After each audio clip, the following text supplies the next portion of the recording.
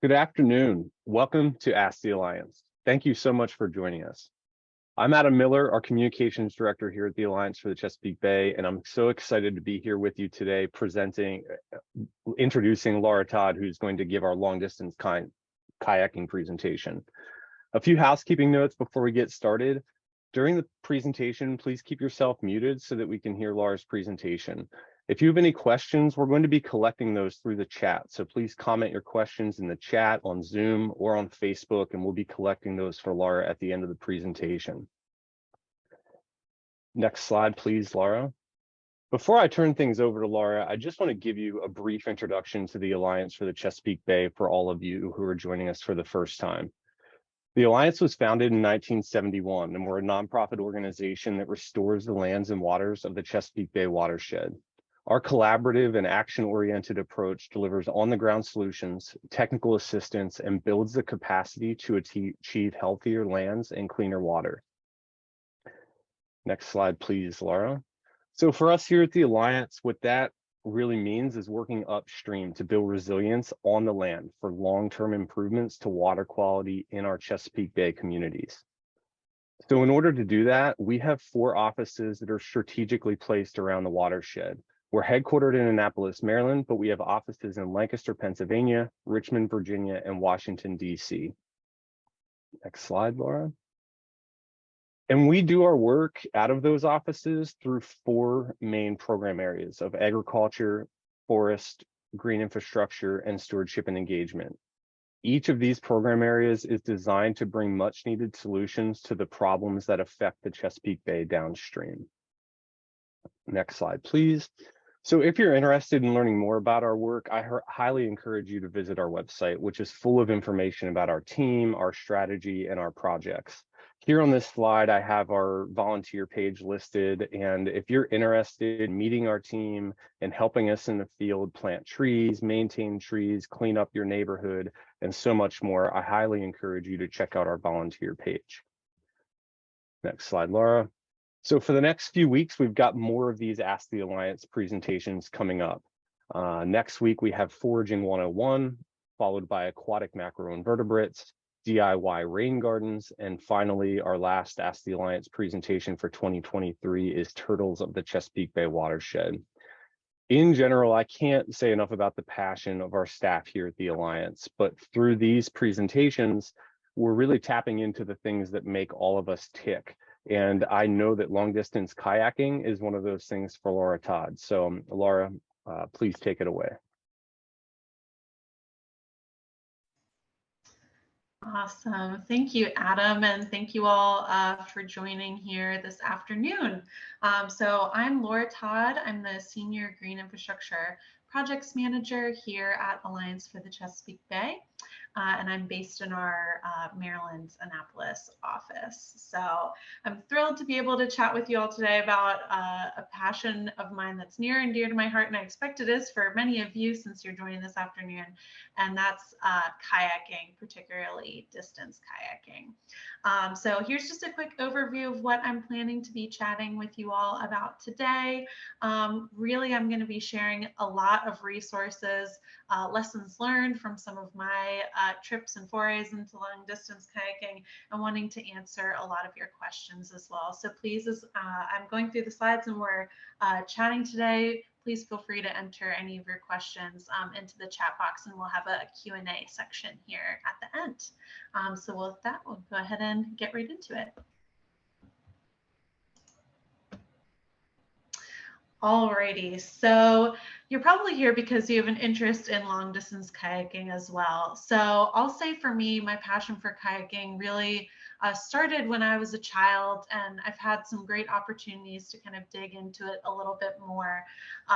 What I think is the best summer job that someone could possibly have, I worked at Assateague Island National Seashore for a summer in college, and I was able to be a kayak eco tour guide at an outfitter called Assateague Chesapeake Outfitters, which is on the national side. If you ever get a chance to go to Astig, I highly recommend checking them out.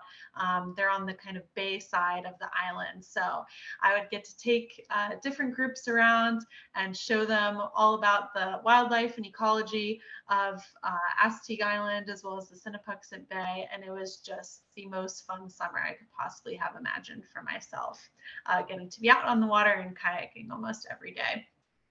So more recently, what I've been getting up to is paddling all 444 miles of the Susquehanna River.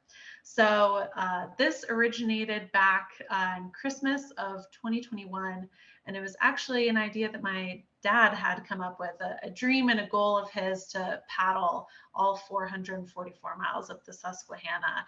And that sounded like an amazing time to me. So I quickly let him know that I would be willing to be his partner in that and join him on that paddle. So we got started in summer of last year, and we've done 3 different trips, totaling about 100 to 110-ish miles each for that. So now we have paddled 334 out of the 444 miles of the Susquehanna. And we are going to be finishing up and ending in Havre de Grace, Maryland, where the Susquehanna meets the bay here in September. So we're really looking forward to that. And it has just been the trip of a lifetime. So I'm looking forward to sharing kind of more details about that with you all. So perhaps I think the most important thing to consider when you're planning any paddle, but particularly distance paddling, is making sure you have your planning down to a T. As the saying goes, if you fail to plan, plan to fail. So we had gotten some questions ahead of time through the Zoom registration with some questions about preparing to do longer distances. So it really depends on your physical ability and your experience and what kind of preparation that I would recommend. So I definitely recommend starting off just by practicing. If you want to go out and do shorter paddles, if you have your own kayak, that's great. There are so many wonderful outfitters all across the Chesapeake Bay watershed and beyond that do rentals as well. And just going out, starting with smaller distances. Don't be afraid to take breaks as well. And definitely, as far as kind of the physical aspect of building up to mileage, I would say the most important things for me have been stretching ahead of time, particularly arms and abdominals and back stretches, I would say, have been the most helpful for me. Also, make sure that you have a comfortable seat. Don't be afraid to upgrade your kayak seat, because a lot of the standard ones that tend to come on most kayaks, as some of you probably know, don't tend to be the most comfortable. So if you're going to make an investment somewhere to help the physicality aspect of your paddle go more pleasantly, I would definitely recommend upgrading your seat. I would say for me as well, don't worry about your speed or the number of miles that you're doing when you're first getting started. I would say for me, I'm more of an endurance person rather than a speedy person. So as I've kind of gone on more and more of these trips and paddles, I've noticed that I tend to have an average speed of about a 15-minute mile when I'm out on the water, depending on the conditions, depending on if we're stopping, if there's wildlife or other points of interest. But that's something that, you know, you'll come to find as you're paddling more, is just figuring out what pace is right for you. There's no right or wrong answer to that. And just figuring out what kind of mileage you're able to do in a day is based on finding that right pace for you. And those miles add up. If you're going 15 minutes per mile, which to me, I don't think is a very fast speed, if you're out there for a longer duration during the day, those miles are really going to add up over time, and you're going to be able to hit some long distances. Another thing to take into consideration is the weather. I've gotten some questions about conditions when it's safe to go out. And definitely one of the most important considerations you'll want to keep in mind is the water temperature. So the US Coast Guard recommends that the water temperature be at least 70 degrees when you're going out and paddling. You're definitely going to be hitting that in the summer months, but making sure to dress accordingly when you're not paddling when the water temperatures are above 70 degrees. So making sure you have either a wetsuit or a dry suit on if you're wanting to go out more in some of those spring or fall months when the water temperatures might be colder should be something to consider. Making sure that you're taking a look at the forecast before each and every day that you're going out. When I've been planning some of these longer trips, oftentimes I have a hold in my calendar for a time when I'm hoping to go out for a week and do this trip. But if it's looking like severe weather is in the forecast, making sure that you're staying flexible with your plans and being able to cancel or reschedule if it looks like there's going to be severe weather for a long duration coming up in your trip. Also, I'd recommend definitely taking a look at the wind speeds and wind direction. So if you're looking to get some free miles there and not putting in as much effort and huffing and puffing to earn every single mile that you do, looking at the wind speed and the wind direction will definitely do you a lot of favors and help keep you moving and earn you some extra mileage if the winds are moving that day that you're going to be out. Other important items to keep in mind when you're planning are water levels. So for others who have done paddled the entire Susquehanna River, all 444 miles. Those who have finished it get to be part of the 444 Club. I am not yet part of the club. I'm looking forward to joining soon. And one way that folks who have completed that paddle in a much shorter amount of time has to do a lot with the water levels. So very similar to wind speed and wind direction, one way you'll get a lot of free miles or you'll be able to paddle much faster is if the water levels are higher. For 2 out of the 3 trips that we've been on so far, the water levels have been really low. As a lot of you know, we've had some definite drought periods the past few years, and that does vary seasonally as well. So you're going to be working a lot harder if the water levels are lower. My dad and I even were out in some points where, it's so shallow that our kayaks are scraping along the bottom in some areas. And it was worth it for us to be able to go out during that time. That might not be for everyone. So keeping an eye on the water levels will be really important. And luckily, there's some great resources that make that a lot easier for all of us to do. So USGS has a national water dashboard, and that uses stream and river gauge data, and that's for points all over the country. So if you're planning on paddling even outside of the Chesapeake Bay watershed, you can tap into those resources to see what the gauge heights are and where the water levels are at for the area that you're going to be paddling in. Another great resource that I'll share, and I think we have some links to put in the chat. Yes, I see that we have some links in the chat for those, is Snoflo. That's a great app that also kind of synthesizes some of this data from USGS. And also for those of you on here who are skiers as well, Snoflo also tracks snow levels for skiing as well. So it's all water oriented snow precipitation. So that's another great app to check out as well. Some other things to keep in mind when planning your trip are if there's going to be hazards. So on the Susquehanna River in particular, there are a number of either active or inactive hydroelectric dams and other hazards in the water. So you'll definitely have to make sure and know where the locations of all of these are ahead of time, because scarily enough, there tends to not be the most signage around some of these dams, which can be quite surprising. So knowing ahead of time if there are dams present that you'll need to portage around. So portaging, you'll just be taking your kayak or your canoe out of the water and transporting it on land around that obstacle. So knowing where those are ahead of time will be really helpful in your planning efforts. Some portages are easier to traverse than others, so making sure that you do your research ahead of time to know what hazards there are on the water will pay dividends later on.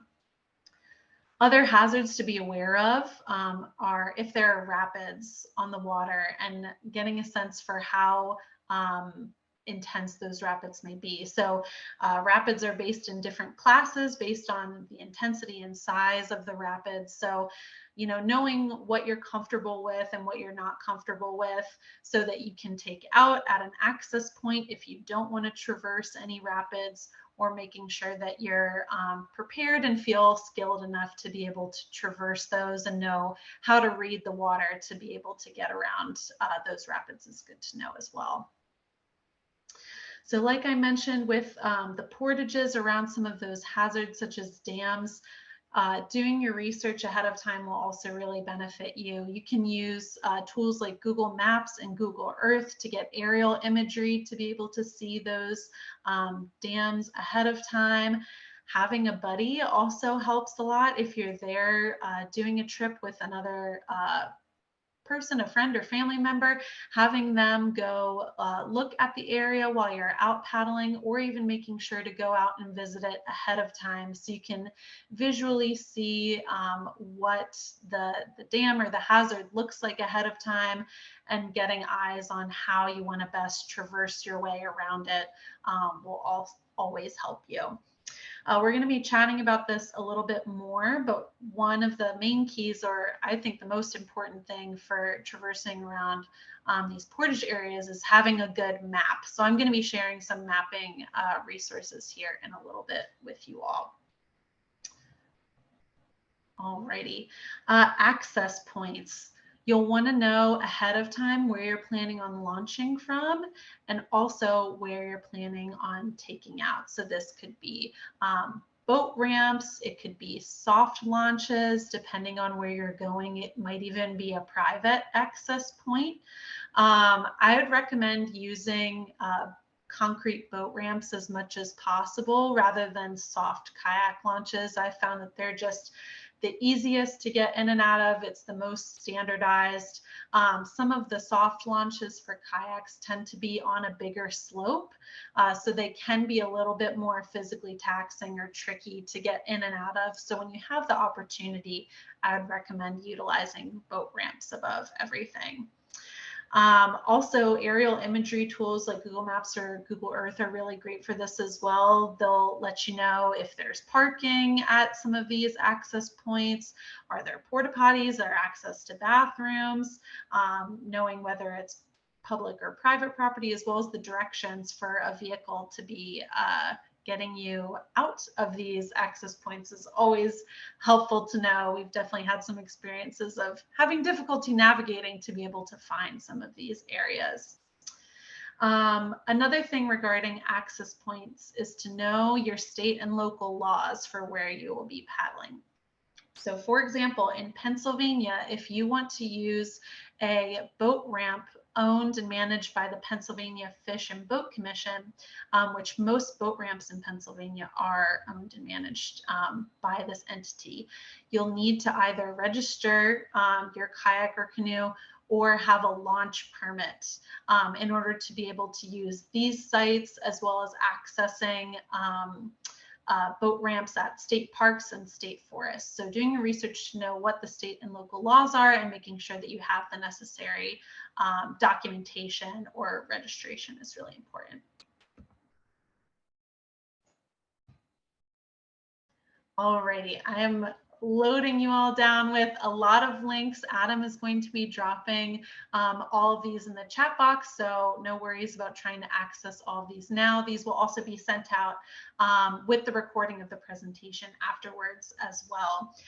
So I wanted to share a lot of different amazing resources to access different kinds of maps when you're planning a long distance paddling trip. So the National Recreation Trail Finder is for use for national water trails. So this is all across the country. It's a great resource to tap into there. And I wanted to highlight just a few different water trails within the Chesapeake Bay watershed as well. So we have something, you know, representing every Bay state, at least one water trail there. So two that I have used personally and can highly recommend are the Susquehanna River water trails, which is hosted by a number of different entities that manage the water trail at different points along the way, as well as the link that's at the bottom there, which is Jack Susco's kayak maps, which if you look at the photo on the right-hand side, that's a screen grab from one of his maps on the Susquehanna River. So you can see just how chock full of information some of these maps can be, which is really just so incredibly helpful and much more detailed than you'd find on any sort of map that's not intended for people who are kayaking or boating. So you can see, you know, the number 10 in the black oval there is indicating what mile on the river it is. You can follow the bluish purple arrows there to show you which direction you're meant to go. You know, we see an island here at the top of the photo. So when you're looking at that and not sure which direction you're meant to go around this island, you know, some of these maps have that level of detail that it's really recommending which way that you're going. So that can save you a lot of time and effort and mileage. It can save you to potentially avoid hazardous conditions that might be on the other side of the river that may be difficult to see from your vantage point. Also, it has this great details about showing that there's rapids in these areas, and that's something, you know, to keep in mind as you're approaching, as well as noting how far the next access point is, so you can kind of use that for your planning if you need to you know, get out of your boat and take a break. It's really great to have as much detail as possible in these maps. So highly recommend Jack Susco's maps. They are available for a number of different rivers. It's not even Chesapeake Bay specific. So highly recommend checking those out. I would say for me, I personally like having a hard copy of a map on my kayak. I tuck it under the bungees that are on the front so it's visible to me at all times.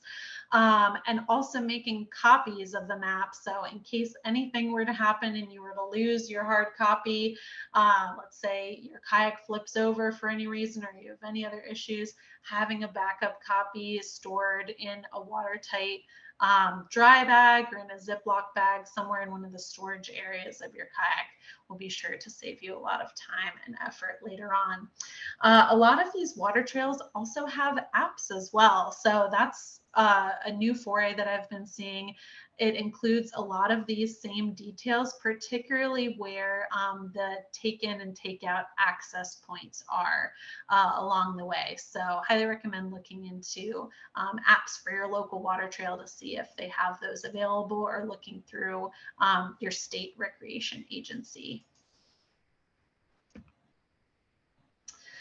Alrighty, so you know, there are definitely some specific gear recommendations that I have for distance paddling specifically that will make your life a lot easier. So the first is knowing what is the right kind of kayak for me to have. So in general, there's kind of 3 different types of kayaks that you can get, particularly based on the size, and that will inform the use of these kayaks. So we have recreational class kayaks, light touring class kayaks, and touring class kayaks. So you can kind of get a visual for each of those in the image on the right-hand side. Some of you might have kayaks that look like some of these. So really, when we're talking about doing, you know, 100+ mile paddling trips, depending on the conditions, particularly if you're going to be traveling in more flat water, a touring kayak is going to be your best bet. So that's, you know, roughly a 16-foot boat, it's going to be a little bit more narrow and kind of hug along your hips and your thighs to just make sure that you're traveling at a higher speed. So they're really built to be sleek, and they're kind of more skinny and long than a standard recreational kayak. The cockpits, these kayaks are more compact as well. So when you're having the kayak kind of right up against your hips and your thighs, it will help you to roll back over if you do turn over in the kayak, rather than something like a sit on top kayak where you would just fall completely off of the kayak. This type of model will kind of keep you more inside and help you to be able to turn back over if you need to. So you'll have greater control than you would in a more recreational class of a kayak. And yeah, you'll also just be more protected from the elements by being more covered up. So these are really built for speed, and they're intended to help you go straighter as well and not have as much of that kind of wibble wobble from side to side that you would have in a wider kayak. So overall, my recommendations for a distance paddle will be a sit inside kayak rather than a sit on top. It'll be one of those touring style kayaks, which again is roughly 16 feet in length. They're also called sea kayaks. So if you see something that's kind of branded as that, they can also be used for paddling on the open ocean. So that's where the term sea kayak comes in. If you look in the bottom left-hand corner of my kayak in this image, you'll see a little black piece of plastic kind of sticking up out of the water. So I think that has been the most transformational and important kind of piece of gear that I've utilized, in addition to just the kayak itself, is having a rudder or a skeg on your kayak. So these are utilized for steering. You can pull them up and kind of tuck them away on top of the kayak. So it is optional. You don't have to have it in all the time. And essentially how it functions is you're utilizing your feet pedals, and that is turning the skeg or the rudder in the water. So it's allowing you to turn hands-free. So all of your energy that you're utilizing to be paddling is just helping you achieve that forward distance, and you are not having to use your paddle barely at all to help you steer. You're doing that all with your feet. So definitely I would highly recommend adding a rudder or a skeg onto your kayak. They're fairly low cost as well, which is really great, and very, very easy to use. Another recommendation, if you're looking to get a new kayak, if you don't have one already, is to be selective about your color choice. So this wasn't something I was actively thinking about when I was preparing to purchase my kayak, but this was a recommendation from the outfitter that my dad and I purchased our kayaks from. So let's say that you're kayaking down the river in a light blue or pale green kayak, and you're having a safety issue. You're not going to be as visible as you would be in, let's say, a bright yellow, a bright red, a fluorescent kind of lime green color. So having a more higher visibility color kayak is going to lead any sort of rescue effort to be a lot easier for you than having a kayak that's going to blend in more with the surroundings. So if you're looking to purchase a kayak, I would definitely keep that color consideration in mind in terms of safety. Also, just an overall recommendation to work with an outfitter if you're looking to purchase a kayak. They have a wealth of knowledge. There's, you can work with someone that is local to the area. They'll have a number of different kayak models, oftentimes that you can try out to see what the best fit is for you. And I'll say for me, the type of kayak that my dad and I have utilized is a Wilderness Tsunami 160. So it's a 16-foot, roughly 60-pound touring kayak. And that's a couple years old. They do have newer models of the Wilderness Tsunami that are available now.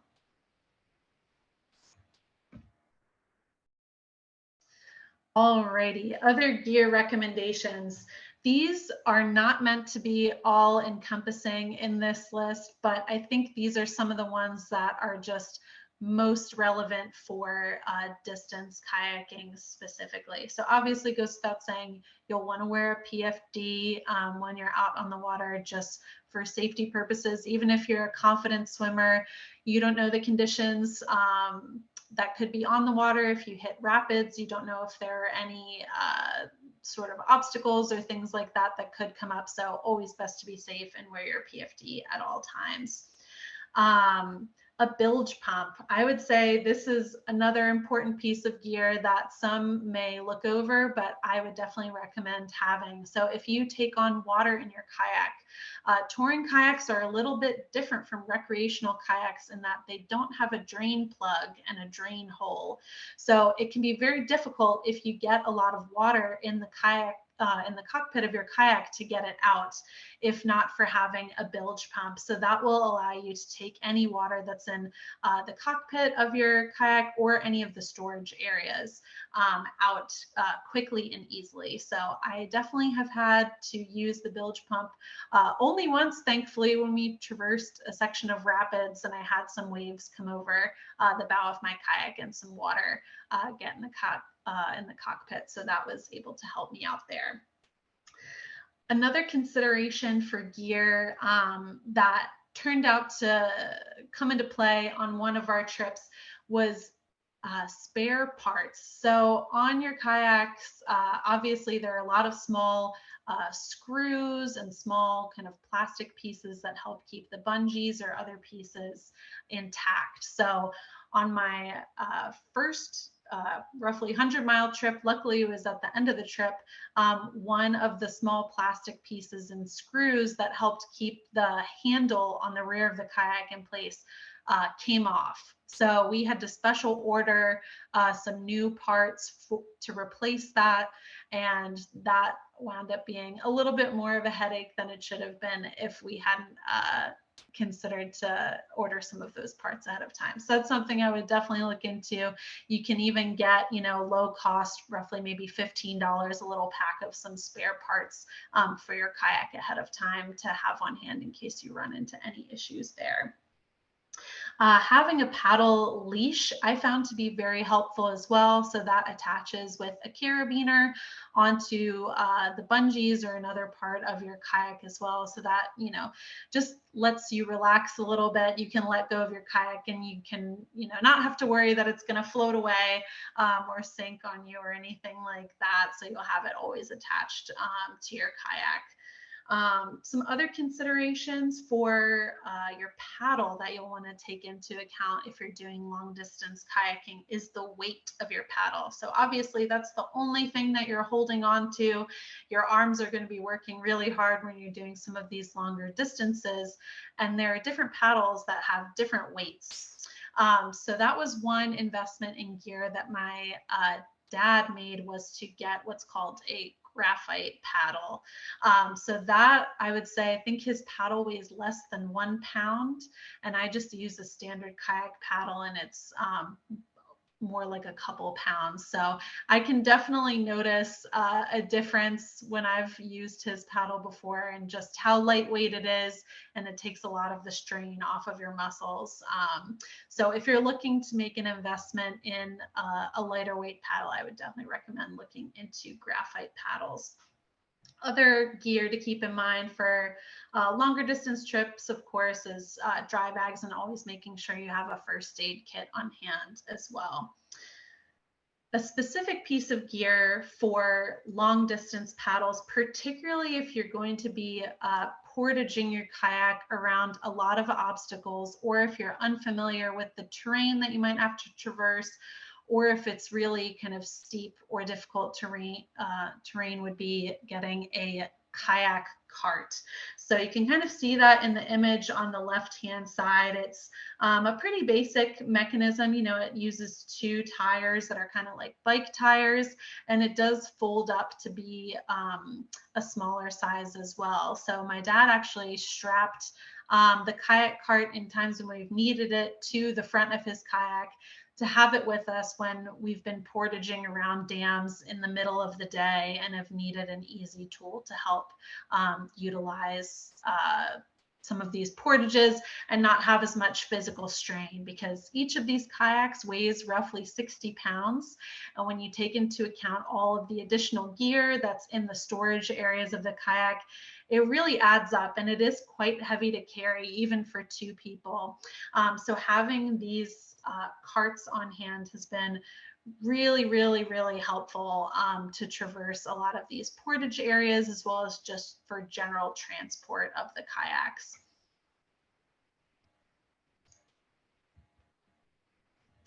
So that is all of the content that I wanted to share with you all today. So a lot of just recommendations for planning a long distance paddling trip, for gear and things that I've found helpful in my travels as well. So I'm happy to take any questions at this time. You can put them into the chat, or feel free to unmute as well and ask me. We have a little bit of time, I think roughly 10-15 minutes to answer your questions. So thank you all for being here, and looking forward to answering your questions. Yeah, Laura, we do have some questions rolling in, and like Laura said, please put additional questions in the chat and we'll keep them coming to Laura. So Laura, one question that I thought of as soon as you said 404 miles, is there a 404 club tattoo that everyone gets after they complete the journey? There's not that I know of, but I know I will get a sticker when I finish. I'll get a 444 club sticker. I think they have a specific Facebook group just for members, and of course the bragging rights, but maybe I'll have to look into designing a 444 tattoo for myself. Nice. So a serious question. What do you think of portable / foldable kayaks, not for long distance paddling, but for afternoon excursions? Yeah, that's a great question. I think portable and foldable kayaks are a wonderful option, particularly, if for those who live in apartments and might not have, the storage space for a larger kayaks. They're a really neat invention. I would definitely not recommend them for long distance paddling, but more for day trips, like the question asks. I think just because of a lot of the gear considerations that you tend to need to have with you for a longer distance paddle, you probably wouldn't be able to accommodate in a portable or a folding kayak. Great. Do you have any safety tips on navigation when sudden weather, like lightning specifically, catches up to you on the river? Yeah, that's another great question. Luckily, I haven't really had to encounter that too much, but because obviously you're holding a long metal pole, when lightning is in the area, I would definitely recommend just stopping as quickly as you can for the closest access point, or even if you don't have an access point available to you. So I would say, if you have an area that isn't too steep of a grade that you can pull off and kind of just sit and wait it out, I would recommend doing so as not to, endanger yourself in those kind of conditions. Great. Do you have a favorite Annapolis launch site? Ooh, that's a good question. I haven't paddled too much in the Annapolis area, but I would say my favorite is probably Quiet Waters Park. All right. Do you have any insights you'd like to share about the health of the Susquehanna that you've observed? That could be wildlife, plant life, shoreline. Yeah. Also, hey, Kyle. um, yeah, it's been amazing to see how much the river has changed going down. So the headwaters of the Susquehanna are in Cooperstown, New York, and that truly is some of the most beautiful conditions that I've seen. The water is crystal clear when it starts. It's amazingly clean, beautiful, very shallow, and it's a small, kind of winding little river as it starts along. And there's kind of abundant wildlife in the beginning and really kind of throughout the trip as well. And you notice as you go further downriver, and I noticed it most particularly in getting to this past section of the Susquehanna that I was on, in that they've had a lot more challenges with cities and towns being built closer to the river. And subsequently, historically, those cities and towns have dealt with a lot more flooding over time. So you tend to see a lot more man-made flood management structures like levees, as well as more dams further down the river. So it's definitely changed quite drastically over time. There's increasingly a lot more development as you go further down. And as of now, where we just ended our most recent trip is where the west branch of the Susquehanna River meets the north branch of the Susquehanna River, which is in the Sunbury area. As far as wildlife, I would say I've seen some pretty cool wildlife along the way.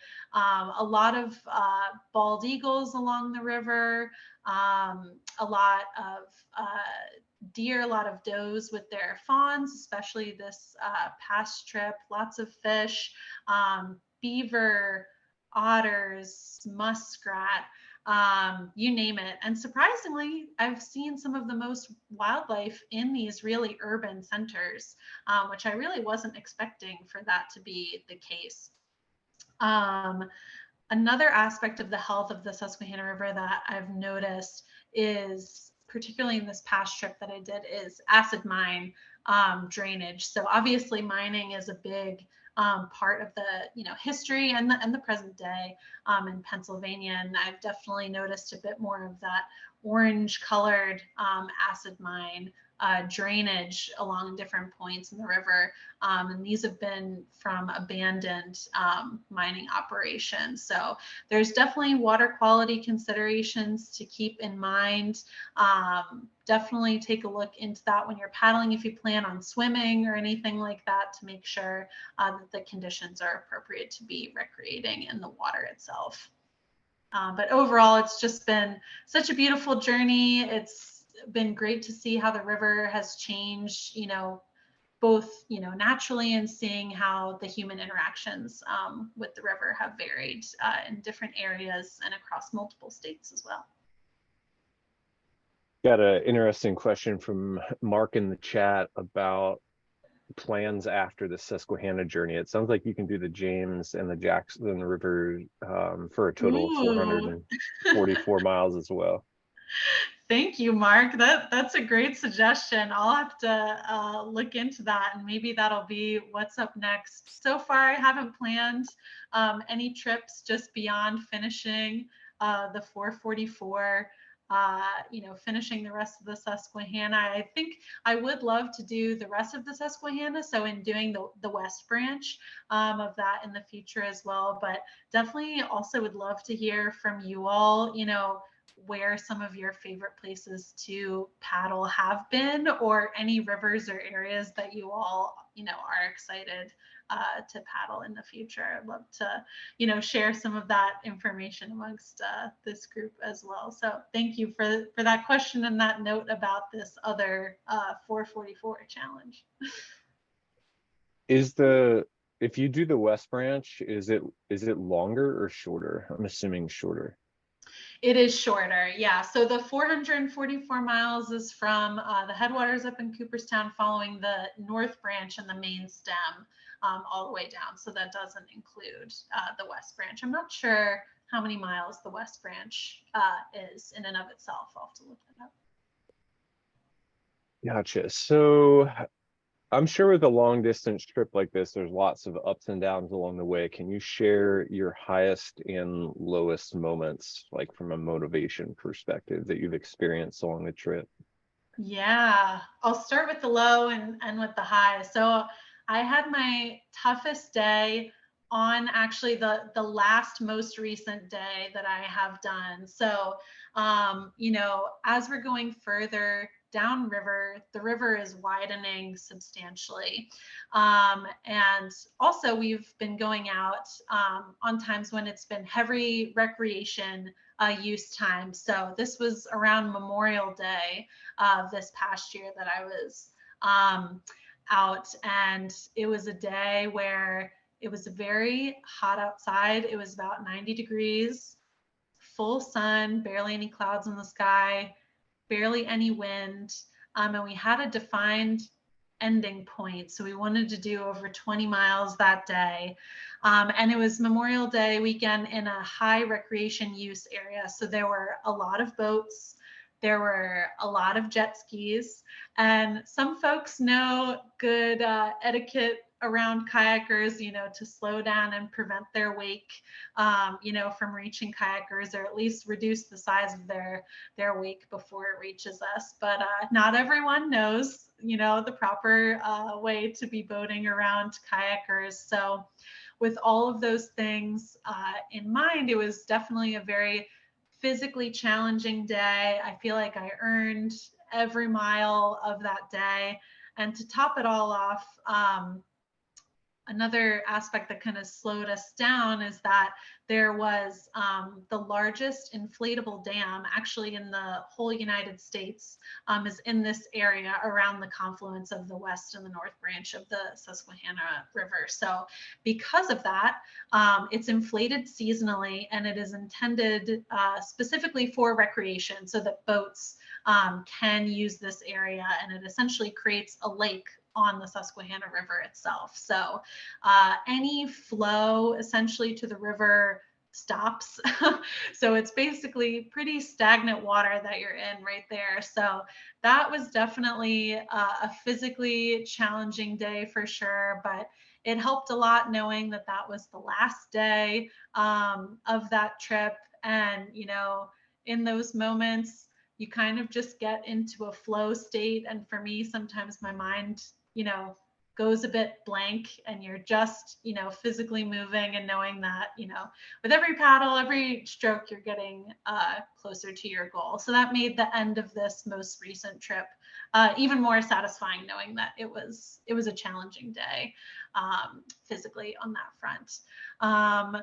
Some of the highs as well, I'll share, I think some of the most beautiful scenery that I've seen in the whole Chesapeake Bay watershed is what I believe is the Endless Mountains Heritage region up in more northern Pennsylvania. It is a beautiful part of the Susquehanna and just a beautiful part of the country in general. And that's actually where this photo is that's on the slide there. So Endless Mountains, it's so aptly named.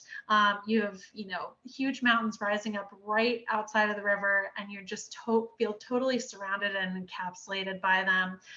There's really beautiful wildlife there as well. We saw a lot of bald eagles in this section, as well as other wildlife. Even had a turkey fly across the river in front of us on one day, which was pretty neat to see. And it's so peaceful out there. And we were there particularly at a time when there were very few people out recreating. I think we actually had a day where we only saw one person on a fishing boat the whole day. And that was the only person that we saw being out there for roughly 8 hours paddling. So I just feel so privileged and so fortunate to be able to have the opportunity to get to spend time in some of these places. And, with virtue of working at the Alliance, inherently, we all love the Chesapeake Bay watershed, and just getting to experience, this major tributary to the Chesapeake, all the way from the very beginning and soon to be where it meets the bay has just been really, really special. And, to get to share that with my dad as well has just been a really life-changing and magnificent experience, I think, for both of us. So, yeah, thank you. Well, I can't think of a better answer to end the presentation on, Laura. Thank you so much for all of your knowledge today. And thank you to everybody for joining us. As a reminder, we're going to be uploading this recorded presentation to YouTube later on today and sending it out in an email to all of our registrants tomorrow. And both the description of that video and the email itself will include all of these wonderful resources that Laura shared with us. So thanks again for joining us. And on behalf of the Alliance for the Chesapeake Bay, we just really appreciate you all joining us and hearing this knowledge from Laura. Thanks again, Laura. Thank you. Thank you, everyone. Yep.